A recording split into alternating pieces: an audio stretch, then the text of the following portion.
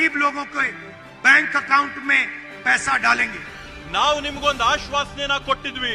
ನಾವು ಕರ್ನಾಟಕ ರಾಜ್ಯದಲ್ಲಿರ್ತಕ್ಕಂಥ ಬಡ ಕುಟುಂಬಗಳ ಬ್ಯಾಂಕ್ ಅಕೌಂಟ್ಗಳಿಗೆ ನೇರವಾಗಿ ಹಣನ ಜಮಾ ಮಾಡ್ತೀವನ್ನಂತ ಆಶ್ವಾಸನೆ ಕೊಟ್ಟಿದ್ವಿ. और आज हजारों करोड़ रुपए डायरेक्ट आपके बैंक अकाउंट में जाता है. ಇವತ್ತು ಕರ್ನಾಟಕ ರಾಜ್ಯದಲ್ಲಿ 16,000 ಕೋಟಿ ರೂಪಾಯಿಗಳ ಅನುದಾನ ಹಣ ನೇರವಾಗಿ ಪಡಿತರ ಅಕೌಂಟ್ಗಳಿಗೆ ಜಮಾ ಆಗ್ತಾ ಇದೆ. ये पैसा आप अपने बच्चों की शिक्षा में, अपने स्वास्थ्य में डाल रहे हो. ಈ ಒಂದು ನಾವು ಕೊಡ್ತಾ ಇರತಕ್ಕಂತ ಹಣನ ತಾವು ತಮ್ಮ ಮಕ್ಕಳ ವಿದ್ಯಾಭ್ಯಾಸಕ್ಕೋಸ್ಕರ, ತಮ್ಮ ಕುಟುಂಬಗಳ ಆರೋಗ್ಯಕ್ಕೋಸ್ಕರ ಈ ಎಲ್ಲ ಅನುದಾನಗಳನ್ನ ಹಣನ ಬಳಸ್ತಾ ಇರತಕ್ಕಂಥದ್ದು ನಾವು ನೋಡಿದ್ದೇವೆ. और यही हम चाहते थे कि जो आपका धन है वो वापस आपके जेब में जाए. ಇದೇ ನಮ್ಮ ಮೂಲ ಉದ್ದೇಶ ಇತ್ತು. ತಮ್ಮ ತೆರಿಗೆಯ ಹಣ ಏನ್ ಸರ್ಕಾರಕ್ಕೆ ಬರುತ್ತೆ, ಆ ತೆರಿಗೆಯ ಹಣ ಮತ್ತೊಮ್ಮೆ ನೇರವಾಗಿ ನಿಮ್ಗೆ ಹೋಗ್ಬೇಕು ಅನ್ನೋ ಉದ್ದೇಶ ನಮ್ದಾಗಿತ್ತು. बीजेपी चाहती है कि चुने हुए लोगों को हिंदुस्तान का पूरा धन मिले. ಬಿಜೆಪಿಯ ಉದ್ದೇಶ ಇರ್ತಕ್ಕಂಥದ್ದು ಈ ದೇಶದಲ್ಲಿ ಆಯ್ಕೆ ಮಾಡಿದಂತ ಕೆಲವೊಂದು ಕುಟುಂಬಗಳಿಗೆ ಮಾತ್ರ ಈ ದೇಶದ ಎಲ್ಲ ಸಂಪನ್ಮೂಲ ಆಸ್ತಿ ಸ್ವತ್ತು ಹೋಗ್ಬೇಕು ಅಂತೇಳಿ. और हम चाहते हैं कि कर्नाटक की जनता के जेब में, गरीब जनता के जेब में, पिछड़ों, दलितों, आदिवासियों, इनके जेब में सीधा पैसा जाए. ನಮ್ಮ ಉದ್ದೇಶ ಇರ್ತಕ್ಕಂಥದ್ದು ಹಣ ಯಾರ ಹತ್ರ ಹೋಗ್ಬೇಕು ಅಂತಂದ್ರೆ ಈ ರಾಜ್ಯದ ಅತ್ಯಂತ ಬಡ ಕುಟುಂಬಗಳ ಖಾತೆಗಳಿಗೆ ಹಣ ಹೋಗ್ಬೇಕಾಗಿದೆ. ಈ ರಾಜ್ಯದಲ್ಲಿರ್ತಕ್ಕಂಥ ಪರಿಶಿಷ್ಟ ಜಾತಿ, ಪರಿಶಿಷ್ಟ ಪಂಗಡ, ಬುಡಕಟ್ಟು, ಹಿಂದುಳಿದ ವರ್ಗದ ಕುಟುಂಬಗಳಿಗೆ ಈ ಹಣ ಹೋಗ್ಬೇಕು ಅನ್ನೋ ಉದ್ದೇಶ ನಮ್ಮ ಕಾಂಗ್ರೆಸ್ ಸರ್ಕಾರದ್ದು. जब हम पैसा आपके जेब में डालते हैं तो ये पैसा मार्केट में जाता है. ನಾವು ಈ ಹಣನ ನಿಮ್ ಖಾತೆಗಳಿಗೆ ಹಾಕದಂತ ಸಂದರ್ಭದಲ್ಲಿ ತಾವು ಈ ಹಣನ ಮತ್ತೊಮ್ಮೆ ಮಾರುಕಟ್ಟೆಗೆ ತಂದು ಖರ್ಚು ಮಾಡ್ತೀರಾ. इससे प्रोडक्शन बढ़ती है, ಇದರಿಂದ ಉತ್ಪಾದನೆ ಹೆಚ್ಚಾಗುತ್ತೆ. और गांव-गांव में पैसे का इंजेक्शन होता है. ಹಾಗೇನೆ ಪ್ರತಿಯೊಂದು ಗ್ರಾಮದಲ್ಲಿ ಕೂಡ ಹಣದ ವಹಿವಾಟು ಪ್ರಾರಂಭ ಆಗುತ್ತೆ. इस पैसे को आप अपने गांव में, शहरों में, कस्बों में खर्च करते हो. ಈ ಒಂದು ಹಣನ ನೀವು ನಿಮ್ಮ ಊರುಗಳಲ್ಲಿರ್ತಕ್ಕಂಥ ಕಿರಾಣಿ ಅಂಗಡಿಗಳಲ್ಲಿ, ನಿಮ್ಮ ಊರುಗಳಲ್ಲಿರ್ತಕ್ಕಂಥ ಸಣ್ಣ ಪುಟ್ಟ ಕಾರ್ಯಕ್ರಮಗಳಲ್ಲಿ ತಾವು ಬಳಸ್ತೀರಾ. और इस पैसे से कर्नाटक की अर्थव्यवस्था को फायदा पहुंचा. ಈ ಒಂದು ಹಣದಿಂದ ಕರ್ನಾಟಕದ ರಾಜ್ಯದ ಆರ್ಥಿಕ ವ್ಯವಸ್ಥೆಗೆ ಸುಧಾರಣೆ ತಂದ ಆಗುತ್ತೆ. बीजेपी के मॉडल में वो 2-3 अरबपतियों को सारा का सारा धन पकड़ा देते. ಬಿಜೆಪಿ ಅವರ ಉದ್ದೇಶ ಇರತಕ್ಕಂಥದ್ದು ಈ ಹಣವನ್ನೆಲ್ಲ ಕೂಡ 2-3 ಕೋಟ್ಯಾಧಿಪತಿಗಳಿಗೆ ಸೇರಿಸಬೇಕು ಅನ್ನೋಂಥದ್ದು ಬಿಜೆಪಿ ಅವರ ಉದ್ದೇಶ. ये अरबपति अपना पैसा गांव में, कस्बों में नहीं खर्च करते हैं. ಈ ಕೋಟ್ಯಾಂತೀಶ್ವರರು ಅವ್ರಿಗೆ ಸಿಕ್ಕಂತ ಹಣನ ನಮ್ಮಲ್ಲಿರ್ತಕ್ಕಂಥ ಗ್ರಾಮಗಳಲ್ಲಿ, ಪಟ್ಟಣಗಳಲ್ಲಿ ಖರ್ಚು ಮಾಡೋದಿಲ್ಲ. ये लंदन में, न्यूयॉर्क में इधर उधर एसेट्स खरीदते हैं. ಈ ಕೋಟ್ಯಾಧಿಪತಿಗಳು ಲಂಡನ್, ನ್ಯೂಯಾರ್ಕ್ ಇಂಥ ವಿದೇಶಗಳಲ್ಲಿರ್ತಕ್ಕಂಥ ನಗರಗಳಲ್ಲಿ ಬೇರೆ ಬೇರೆ ಆಸ್ತಿಗಳನ್ನ ಖರೀದಿ ಮಾಡ್ತಾರೆ. और आपका पैसा चुने हुए लोगों के हाथों में चला जाता है. ಮತ್ತೆ ತಮ್ಮ ಹಣ, ತಮ್ಮ ತೆರಿಗೆಯ ಹಣ ಕೆಲವೊಂದು ಆಯ್ಕೆ ಮಾಡಿದಂತ 3-4 ಜನರ ಖಾತೆ. जो इंदिरा गांधी का सपना था, ಇಂದಿರಾ ಗಾಂಧೀಜಿ ಅವರ ಕನಸೇನಿತ್ತು, उसने उसको पूरा करने के लिए हमने एक बहुत बड़ा कदम लिया है. ಆ ಒಂದು ಕನಸನ್ನ ನಾವು ನನಸಾಗಿ ಮಾಡೋದಕ್ಕೋಸ್ಕರ ಈ ಒಂದು ದೊಡ್ಡ ಹೆಜ್ಜೆನ ನಾವಿಟ್ಟಿದ್ದೇವೆ. 2000 हैबिटेशंस को हम रेवेन्यू विलेज घोषित कर रहे हैं. 2000 ಪ್ರದೇಶಗಳನ್ನ ನಾವಿವತ್ತು ಕಂದಾಯ ಗ್ರಾಮಗಳಾಗಿ ನಾವಿವತ್ತು ಘೋಷಣೆ ಮಾಡಿದಂತ ಐತಿಹಾಸಿಕ ತೀರ್ಮಾನ ಮಾಡಿದ್ದೇವೆ. और मैंने ये भी कहा है कि डिजिटल रजिस्ट्री होनी चाहिए. ನಾನು ಮತ್ತೊಂದು ಮಾತು ಹೇಳಿದ್ರೆ, ತಂತ್ರಾಂಶಗಳಲ್ಲಿ, ತಂತ್ರಜ್ಞಾನದಲ್ಲಿ ಎಲ್ಲ ದಾಖಲಾತಿಗಳು ತಂತ್ರಜ್ಞಾನದಲ್ಲಿ ಡಿಜಿಟಲ್ ರೆಕಾರ್ಡ್ ಇರಬೇಕು ಅಂತೇಳಿ. गरीब लोग अपने जमीन का रिकॉर्ड नहीं निकाल सकते हैं.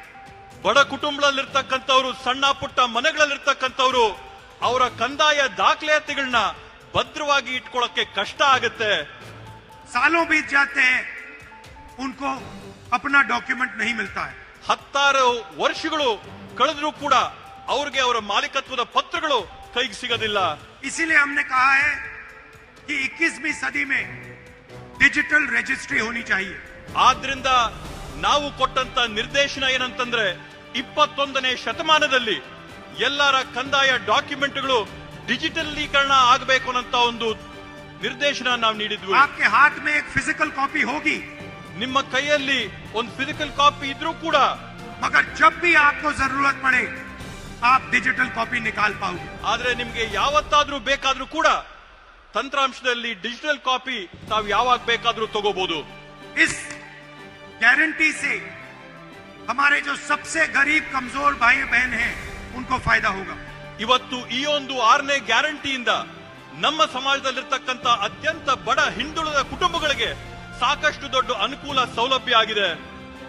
लंबिनी, बंजारा, भोवी, सोलिगा, नायक, इन सब लोगों को, इन सब कम्युनिटीज को फायदा मिलने जा रहा है. ಬುಡಕಟ್ಟ ಸಮುದಾಯಗಳಿಗೆ ಸೇರಿದಂತವರಿಗೆ ಎಲ್ಲರಿಗೂ ಕೂಡ ಈ ಒಂದು ಕಾರ್ಯಕ್ರಮದಿಂದ ಯೋಜನೆಯಿಂದ ಒಂದು ದೊಡ್ಡ ಸಹಾಯ ಆಗಿದೆ.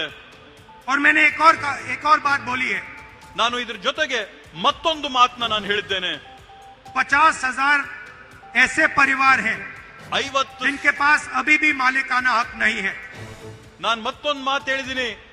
50,000 ಈ ರೀತಿಯಾದಂತ ಕುಟುಂಬಗಳಿವೆ ಯಾರಿಗೆ ಇವತ್ತಿಗೂ ಕೂಡ ತಮ್ಮ ಹಕ್ಕು ಪತ್ರಗಳ ಕೈಗೆ ಸಿಕ್ಕಿಲ್ಲ. हम चाहते हैं कि 6 महीने के अंदर उन 50,000 परिवारों को भी मालिकाना हक दिया जाए. ನಾನ್ ತಮ್ಗೆ ಆಶ್ವಾಸನೆ ಕೊಡ್ತೇನೆ, ಮುಂದೆ ಬರುವಂತ 6 ತಿಂಗಳ ಒಳಗಡೆ ಈ 50,000 ಕುಟುಂಬಗಳಿಗೂ ಕೂಡ ಅವರ ಹಕ್ಕು ಪತ್ರನ ಕೊಡಂತ ಕೆಲಸನ ನಮ್ಮ ಸರ್ಕಾರದ ವತಿಯಿಂದ ಮಾಡ್ತೇವೆ ಅಂತ ಹೇಳಿ. 2000 रेवेन्यू विलेजेस घोषित किए गए हैं. 2,000 ಕಂದಾಯ ಗ್ರಾಮಗಳನ್ನ ಊರ್ಜಿತ ಮಾಡಿದ್ದೇವೆ. हम चाहते हैं कि 500 और नए रेवेन्यू विलेजेस घोषित हों. ನಮ್ಮ ಗುರಿ ಇರ್ತಕ್ಕಂಥದ್ದು ಕರ್ನಾಟಕ ರಾಜ್ಯದಲ್ಲಿ ಇನ್ನೂ ಕೂಡ 500 ನೂತನವಾದಂತ ಕಂದಾಯ ಗ್ರಾಮಗಳನ್ನ ನಾವು ಘೋಷಣೆ ಮಾಡಬೇಕು ಅಂತ ಹೇಳಿ. कर्नाटका में कोई नहीं होना चाहिए जिसके पास अपनी जमीन का मालिकाना हक नहीं है. ಕರ್ನಾಟಕ ರಾಜ್ಯದಲ್ಲಿ ಯಾರು ಕೂಡ ತಮ್ಮ ಭೂಮಿಯ ಹಕ್ಕು ಪತ್ರ ಇಲ್ಲದೆ ಇದ್ದಂತವರು, ತಮ್ಮ ಭೂಮಿಯ ಮಾಲೀಕತ್ವ ಇಲ್ಲದೆ ಇದ್ದಂತವರು ಯಾರು ಕೂಡ ಇರಬಾರ್ದು ಅನ್ನೋಂಥದ್ದು ನಮ್ಮ ಸಂಕಲ್ಪ. जो कांग्रेस पार्टी के स्टेट, डिस्ट्रिक्ट और विलेज गारंटी कमिटीज हैं, ಕರ್ನಾಟಕ ರಾಜ್ಯದಲ್ಲಿರ್ತಕ್ಕಂಥ ಜಿಲ್ಲೆ, ತಾಲೂಕು, ಗ್ರಾಮದ ಗ್ಯಾರಂಟಿ ಸಮಿತಿಗಳೇನಿವೆ, उनसे मैं कहता हूं कि आप हर परिवार को उनकी डीड जाके दो. ನಾನು ಈ ಸಮಿತಿಗಳಿಗೆ ನಾನು ಮನವಿ ಮಾಡ್ಕೊಂತೀನಿ, ಈ ರೀತಿಯಾದಂತ ಕುಟುಂಬಗಳು ನಿಮ್ಮಲ್ಲಿದ್ರೆ ಅವರೆಲ್ಲರಿಗೂ ಕೂಡ ಅವರ ಹಕ್ಕನ್ನ ಕೊಡಿಸಂತ ಕೆಲಸ ತಾವು ಮಾಡಬೇಕು ಅಂತ ಹೇಳಿ. हर परिवार को अपना मालिकाना हक मिलना चाहिए. ಪ್ರತಿಯೊಂದು ಪರಿವಾರಕ್ಕೂ ಕುಟುಂಬಕ್ಕೂ ಕೂಡ ತಮ್ಮ ಹಕ್ಕು ಪತ್ರಗಳು, ತಮ್ಮ ಮಾಲೀಕತ್ವದ ಪ್ರಮಾಣ ಪತ್ರಗಳು ಸಿಗಬೇಕು ಅನ್ನೋಂಥದ್ದನ್ನ ಮನವಿ ಮಾಡ್ತೀನಿ. और हम चाहते हैं कि कर्नाटक हिंदुस्तान का पहला प्रदेश हो जहां जिसके पास भी जमीन है उसके पास उस जमीन का हक है. ನಮ್ಮ ಉದ್ದೇಶ ಇರತಕ್ಕಂಥದ್ದು ಭಾರತ ದೇಶದಲ್ಲಿ ಕರ್ನಾಟಕ ರಾಜ್ಯ ಮೊಟ್ಟ ಮೊದಲನೇ ರಾಜ್ಯ ಆಗಬೇಕು. ಯಾವ ರಾಜ್ಯದಲ್ಲಿ ಇರ್ತಕ್ಕಂಥ ಪ್ರತಿಯೊಬ್ಬ ಸಾರ್ವಜನಿಕರು ಮಾಲೀಕತ್ವದಲ್ಲಿ ಅನುಭವದಲ್ಲಿರ್ತಕ್ಕಂಥ ಭೂಮಿಯ ಪತ್ರಗಳು ಅವ್ರ ಕೈಯಲ್ಲಿರಬೇಕು, ಅವರ ಮಾಲೀಕತ್ವದ ಹಕ್ಕು ಪತ್ರ ಅವ್ರಿಗೆ ಸಿಕ್ಕಿರ್ಬೇಕು ಅನ್ನೋ ಉದ್ದೇಶ. वायदा हमने आपको 5 गारंटी का किया था, ಇವಾಗವರೆಗೂ ನಾವು ನಿಮ್ಗೆ 5 ಗ್ಯಾರಂಟಿಗಳ ಆಶ್ವಾಸನೆ ಕೊಟ್ಟಿದ್ವಿ. मगर सच्चाई में हमने आपके लिए 6 गारंटी की है.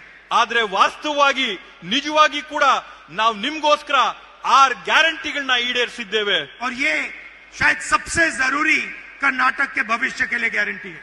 ಈ 6ನೇ ಗ್ಯಾರಂಟಿ ಏನ್ ನಾವು ಈಡೇರಿಸಿದೀವಿ, ಕರ್ನಾಟಕ ರಾಜ್ಯದ ಭವಿಷ್ಯಕ್ಕೆ ಅತ್ಯಮೂಲ್ಯವಾದಂತ ಕೊಡುಗೆಯಾಗಿ ಇದಾಗಿದೆ. इससे करोड़ों परिवारों को फायदा होने जा रहा है.